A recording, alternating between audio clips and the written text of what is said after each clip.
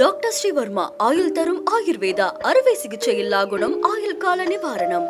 Yesterday courier private limited. Domestic international cargo உங்கள் இல்லம் தேடி வந்து கொரியர் புக்கிங் டெலிவரி செய்து தரப்படும்.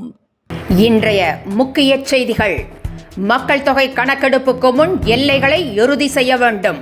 மாநில அரசுகளுக்கு மத்திய அரசு உத்தரவு. ரயில்களில் இனி 8 மணி நேரத்திற்கு முன்பாகவே முன்பதிவு இறுதிப்பட்டியல் வெளியாகும். இடம் கிடைக்காதவர்கள் மாற்று ரயிலை பிடிக்க வசதியாக நடவடிக்கை. பாஜகவிற்கும் அதிமுகவிற்கும் இடையே இணைப்பு இருக்கிறதே ஒழிய பிணைப்பு இல்லை. மதுரையில் திருமாவளவன் பேட்டி. திமுக கூட்டணியில் இரட்டை இலக்க தொகுதிகளை கேட்கப் போவதாக ஒருபோதும் சொல்லவில்லை. அந்த வார்த்தையை தான் பயன்படுத்தவில்லை என செய்தியாளர் கூட்டத்தில் வைகோ விளாசல். மத்திய அமைச்சர் எல் முருகன் AR ரகுமான் திடீர் சந்திப்பு. அரசியல் யூகங்களுக்கு வழிவகுத்திருப்பதால் பரபரப்பு. இனி விரிவான செய்திகள். சாதிவாரி கணக்கெடுப்புடன் தேசிய மக்கள் தொகை கணக்கெடுக்கும் பணிகள் 2027 மார்ச் 1ஆம் தேதி தொடங்கும் என்று ஒன்றிய அரசு தெரிவித்திருக்கிறது. இதனையடுத்து எல்லைகளை நிர்ணயம் செய்வது தொடர்பாக அனைத்து மாநிலங்கள் மற்றும் யூனியன் பிரதேசங்களுக்கு ஒன்றிய அரசின் மக்கள் தொகை கணக்கெடுப்பிற்கான தலைமை பதிவாளர் கடிதம் எழுதியுள்ளார். அதில் நிர்வாக எல்லைகளின் மாற்றங்களை வரும் டிசம்பர் 31ஆம் தேதிக்குள் இறுதி செய்யுமாறு அனைத்து மாநிலங்களுக்கும் ஒன்றிய அரசு உத்தரவிட்டிருக்கிறது. 2024 நாடாளுமன்ற தேர்தலின் போது வாக்குச்சாவடிகளில் வாக்காளர்களின் எண்ணிக்கை சீரற்ற முறையில் இருந்ததாக புகார் எழுந்திருக்கிறது.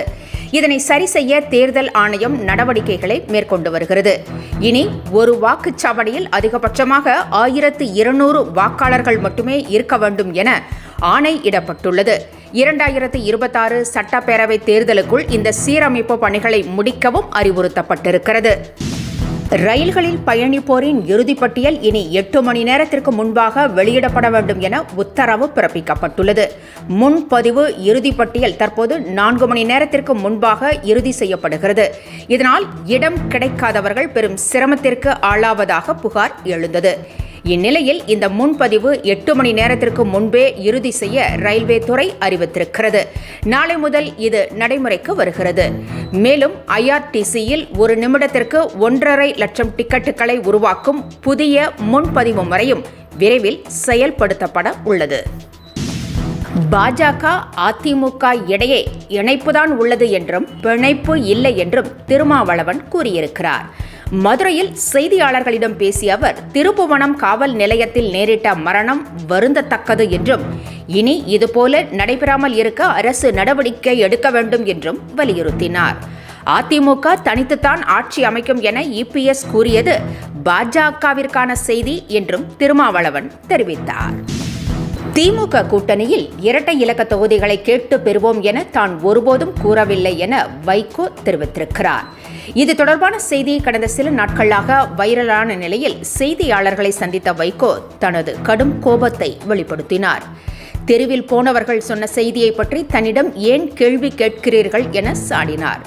நிர்வாக குழு கூட்டத்தில் 1 மணி நேரத்திற்கு மேலாக பேசியதில் இரட்டை இலக்கு என்ற வார்த்தையை தான் ஒருபோதும் பயன்படுத்தவில்லை என்றும் 12 தொகுதிகள் போட்டியிட்டால்தான் அங்கீகாரம் கிடைக்கும் என்ற யதார்த்தத்தை தான் துரை வைகோ பேசியதாகவும் வைகோ கூறினார்.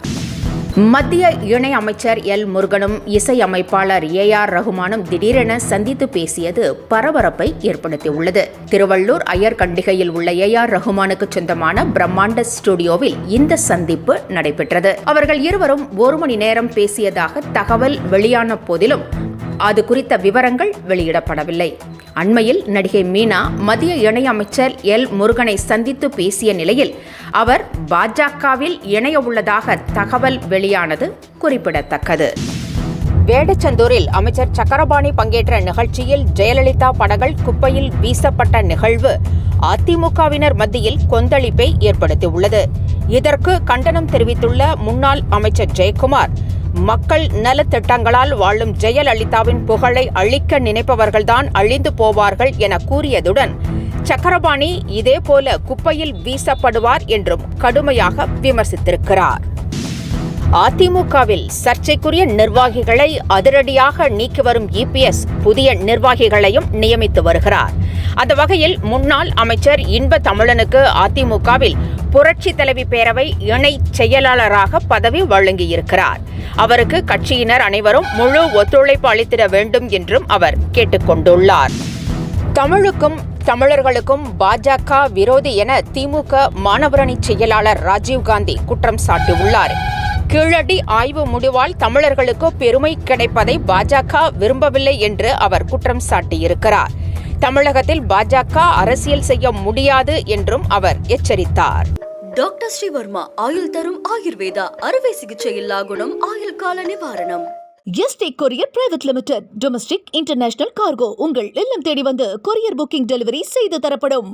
என்றும் உங்களுடன் மை இந்தியா. முக்கிய செய்திகளை உடனுக்குடன் தெரிந்து கொள்ள சப்ஸ்கிரைப் பண்ணுங்க, பெல் பட்டனை பிரஸ் பண்ணுங்க.